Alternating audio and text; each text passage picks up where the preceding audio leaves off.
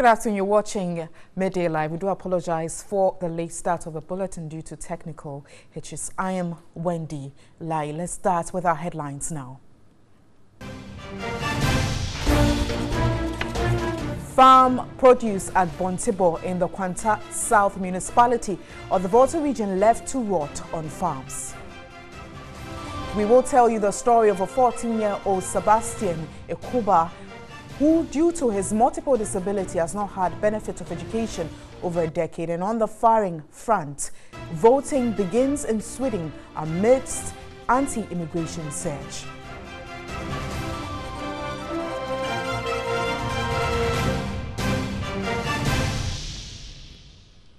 So we have details of these stories and many more. Let's start now at farm produce at Bontibo in the Nkwanta South municipality of the Volta region have been left to rot on farms. The bridge linking Bontibo to other communities caved in last year. Before we bring you that story, let's look at some others. And residents of Gumwa Miame in the central region are calling for the urgent construction of a footbridge on the Ochi River to enable them cross over to other adjoining communities. They complain of risking their lives in an attempt to cross to other adjoining communities during the rainy season. Lucy Ayambila has more on the story. Gomwamem is a farming community in the central region with the Ochi River flowing through the community. The absence of a footbridge on the Ochi River has made movements from Gomwamem to Antazi and other surrounding communities a difficult task. Residents have to cross the river on foot in order to continue their journey to their farms and adjoining communities. They complained for 2 months they were totally cut off from adjoining communities due to the increase in the volume of water. At the moment, we are in dire need of a bridge that will just cross over this river to join the main road, which is just about 300 meters away. In fact, we are to travel through a Kumfi in order to access the main road, which takes us about between 10 to 15 kilometers. Meanwhile, we could have used just 300 meters, not even up to a kilometer, to reach to access the main highway, which will let us get access to markets, healthcare, and the likes. Access to healthcare at Gomwantazi becomes a problem each rainy season. Many are times that pregnant women have to even lose their lives as a result of inaccessible health care. Some people have resorted to the use of the Ochi River as their source of drinking water because they say they are unable to afford pipe-borne water. Because of the poor nature of the people living here, they find it difficult, paying for 20 pesos a bucket. Now, a woman made an assessment to me. It was there that I realized that. Now, a day they use it close because of the family size. They use it not less than 10 buckets a day. And so, meaning 2 cedis from the woman. Now, income level very low. And so, if that will be the case, then going for the pipe-borne water, then it will be better. Maybe I go back to my usual stream. Then out of that, some people have started developing brewery officer. They have therefore appealed to the Ghana Water Company to subsidize the cost involved in accessing pipe-borne water. Lucia Yambila, TV3 News, Gomwamem. We go back to our earlier story where farm produce at Bontibo in the Nkwanta South municipality of the Volta region have been left to rot on farms. The bridge linking Bontibo to other communities caved in last year.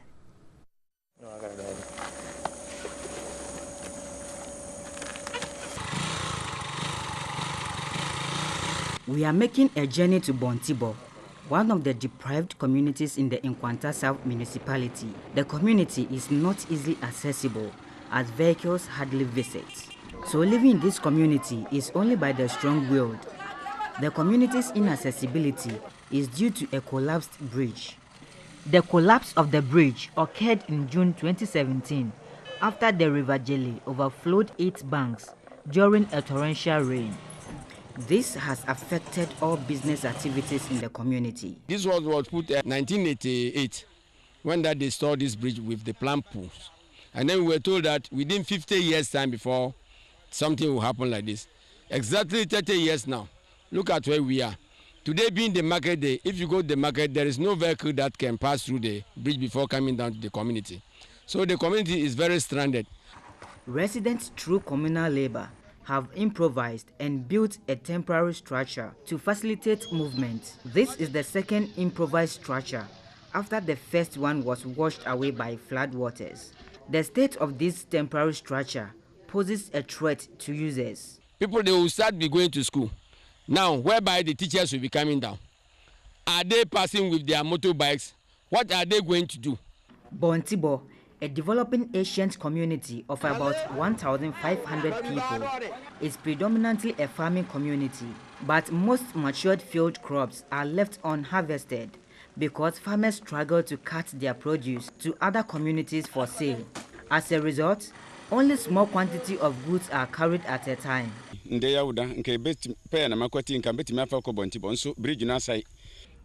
I have harvested pear, but because the bridge is broken, I can't sell them at Bontibo. My son and I are carrying little of the harvest home to serve those in my community. The news team followed some farmers to their farms. They have no proper storage facility, and so maize kept in barns are asked to be sent home.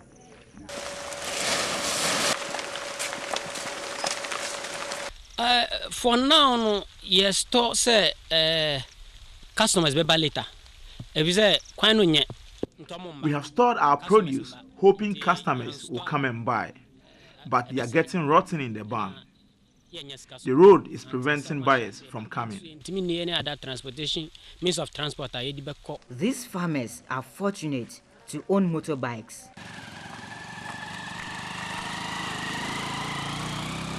This is a 6-acre cassava farm. It is matured but has been left in the bush simply because a bridge that is supposed to facilitate carting of farm produce to the market centers for sale has broken down. Thursday was the community's market day, but the market was virtually devoid of activity when the news team arrived. We were told people from 8 communities used to trade here, but the state of the bridge has stopped them. Oh, you 5 million. When the market was vibrant, I made 500 cedis each market day, but now I hardly make 20 cedis. This is because people don't visit the community. An alternative route is through Pusupu, through Breweniasi from Inkwanta, some 35 kilometers away. The assemblyman for the area explains the difficulty in using the stretch. We sometimes pass from Bontibo to Pusupu, Pusupu to Breweniasi, and then to Inkwanta, which costs a person about 20 Ghana cedis before reaching down to Inkwanta. And then if the person sells his things, he uses the money to pay the vehicles, the transportation before coming down. There is nothing that we can do. Residents want the bridge fixed to facilitate their activities. Stanley Nibleu, TV3 News, Bontibo, Inkwanta South.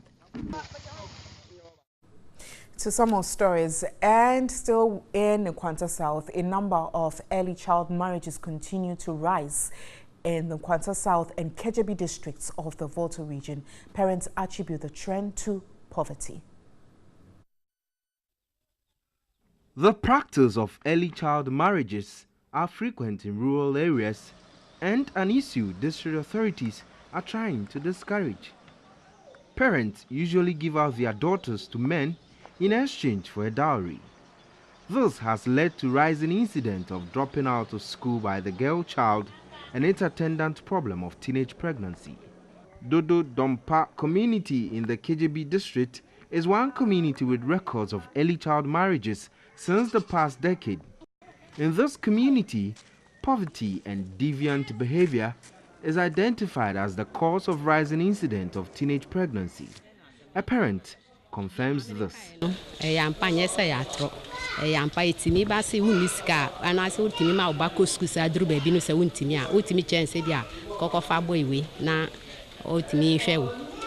It is true that when parents are hard up or can no longer offer the educational needs of their girl children, they ask them to go and look for boyfriends to support them. The boys don't marry them after impregnating them. Mercy Adai is 24 years old, a junior secondary school leaver, and has 3 children with 2 men. She had her first child 6 years ago, and the last is a year and 2 months old. Mercy Adai's mother has disowned her because she refused to date the man her mother had chosen for her.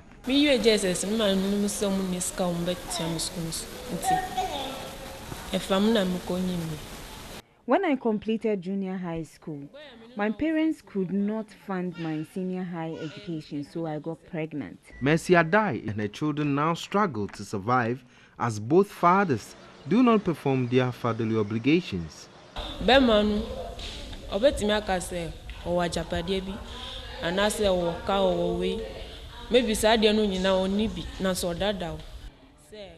guys sometimes lure us into believing that they own cars and other property. After getting pregnant for them, you will realize that all they told you were lies. Being a single parent is common amongst teenage girls here. The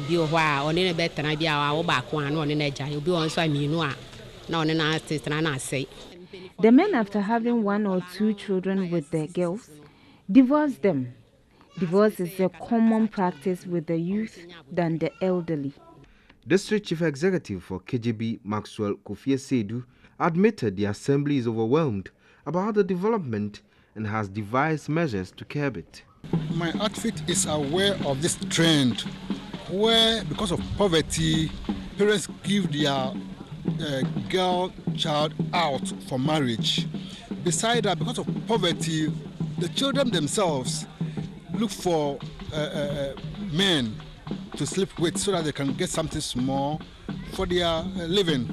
And so what we are doing is that we are collaborating with the education office so that we have talked with the children. World Vision, an international non-governmental organization, has intervened with its End Child Marriage campaign.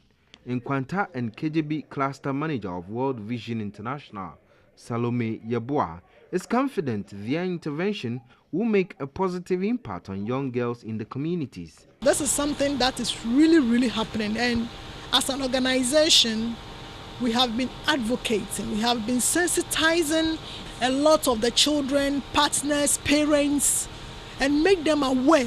So there's a wide campaign going all over to ensure that this practice is put to a stop. Early child marriage affects both the psychological and physical development of children. Eradicating this calls for the intensification of effort to address the social problem in the 2 districts. Let's get some mission stories now. And residents of Garikpe in the Nanumba South District of the Northern Region have devised means to assist health personnel to provide care for pregnant women. Stanley Nibleu reports the area is earmarked as CHIP zone but has no physical structure. The Garikpe community is inhabited by people from the Konkomba tribe and are mainly farmers. The community is about 20 minutes drive from Wulensi, the Nanumba South District capital. Access to healthcare is a challenge. Garikpe and 4 other communities have been demarcated for a CHIP zone but have no physical structure. Nurses are, however, deployed to provide healthcare to residents daily. For more than 2 years, healthcare was being administered to residents under trees until the community intervened by providing this place. But this intervention is not enough. The structure serves as an outpatient department, delivery room, consulting and pregnancy examining rooms, as well as storage facility. The room is stuffy and gets crowded whenever patients visit the facility for healthcare. Pregnant women and nursing babies suffer the most. I don't know how to describe this structure, but this is what is serving residents of Garikpe and beyond as a CHIPS compound. The heat alone emanating from this room adds up to their sicknesses. this structure, even the heat that is blowing right now, and look at the drugs displayed. The potency of the drug is at stake. We have chips compound, we call chips compound under trees and chips compound, but this one you can't even, cannot even classify as to whether it's a chips compound under veranda or maybe a chips compound behind somebody's house. In the midst of lack of resources, health personnel here are giving up their best to save lives, but their efforts are being hindered. Since when this clinic started, that was 2016. In fact, there has never been something like motorbike given to the clinic for us to run outreach programs. We are using our own Mapuka bikes, and you know the northern region, the roads in the northern region here, and then using Mapuka bike to access some of these inaccessible places is something that is hectic. Health personnel manning the structure say expectant mothers do not often patronize the facility when they are due to deliver. A woman giving birth in the house will take pride over the colleague who has gone to deliver in the health facility. So, I delivered in the house. That shows how strong or how healthy I am. But now, we at the grassroots level, it's our responsibility, and we have taken it upon ourselves, and we are doing the sensitization that those are the things of the past. They should try and come. They shouldn't sit in the house to deliver so that they will take pride for delivering in the house. Weighing is done under trees. Lack of accommodation for health caregivers also impedes service delivery, especially for night cases. The assemblyman for the area is one of the main opinion leaders who often meets to discuss means to improve healthcare in the area. He expressed worry about the difficulties residents endure to access healthcare. A resident from one of the hinterland communities bemoaned government neglect. MP and this year didn't know.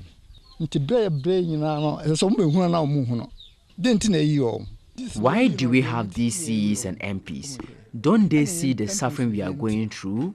District Chief Executive for Nanumba South attributes the district's inability to put up a decent CHIPS facility to lack of funds. He said the assembly has several pressing projects, but inadequate funding has delayed their completion. The poverty rate at Garikpe is no different from other communities in the northern region. Stanley Nibleu, TV3 News, Garikpe, Nanumba South.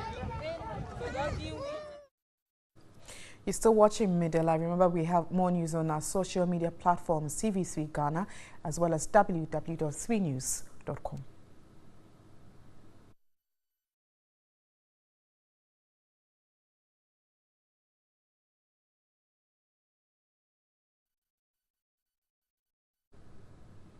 Thanks for staying. You're still watching Midday Live, and let's look at some more stories here. We'll look at one of our headline stories, and he has not had the benefits of education over a decade due to his multiple disabilities. Tabassian Ekube's condition has deteriorated over the years and has affected his cognitive and social development. Here's a report by Joycelyn Wood. UNICEF estimates that 90% of children with disability in developing countries are denied access to education simply because of basic impairment. And 14-year-old Sebastian Ekwaba, who cannot walk and is hearing impaired, is no exception. His auntie, Diana Ekwaba, says just when the family was coming to terms with Sebastian's hearing impairment, there was another setback. He could still not walk at age 3. That was when they started seeking medical and spiritual help.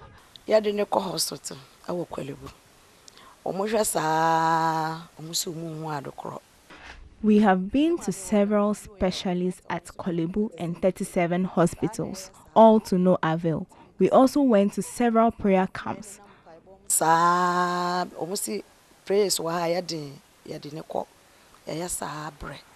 However, his condition remained unchanged. Thus, they had no option but to enroll him in a special school. But all efforts to get admission to the Mampon School for the Deaf proved futile. Authorities at the Mampon School for the Deaf say the child would be a burden if he is admitted because of his multiple disability. We have also written several letters to the Medina Social Welfare. Another relative expressed concern about the development. What the child will eat is a problem. The mother too don't have money. So I can see that the child is really suffering. So we are begging you people if you can support him to go to school. They called on the Ministry of Gender and Social Protection and other relevant stakeholders to help him gain access to good quality education. Although Ghana has a policy on inclusive education, children with disability and special needs still encounter challenges in accessing quality education. For now, government must demonstrate commitment to the policy by creating an enabling environment to address the diverse educational needs of Ghanaians.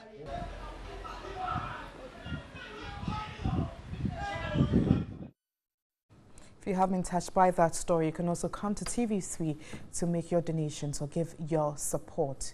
Still Media Live, Theory Nyan is next with sports.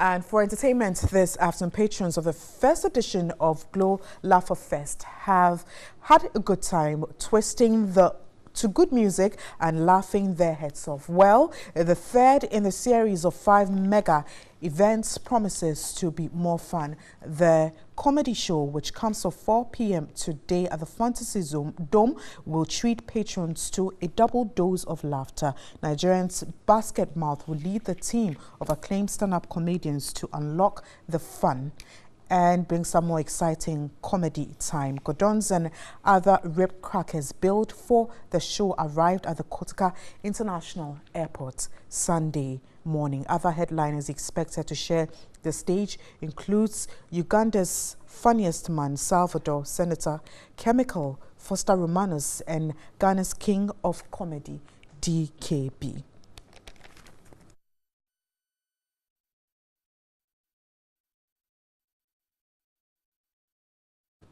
And that'll be all for this afternoon. Thank you so much for watching. My name is Wendy Lai. Enjoy the rest of our programs, and News 360 is at 7. Do have a lovely Sunday afternoon.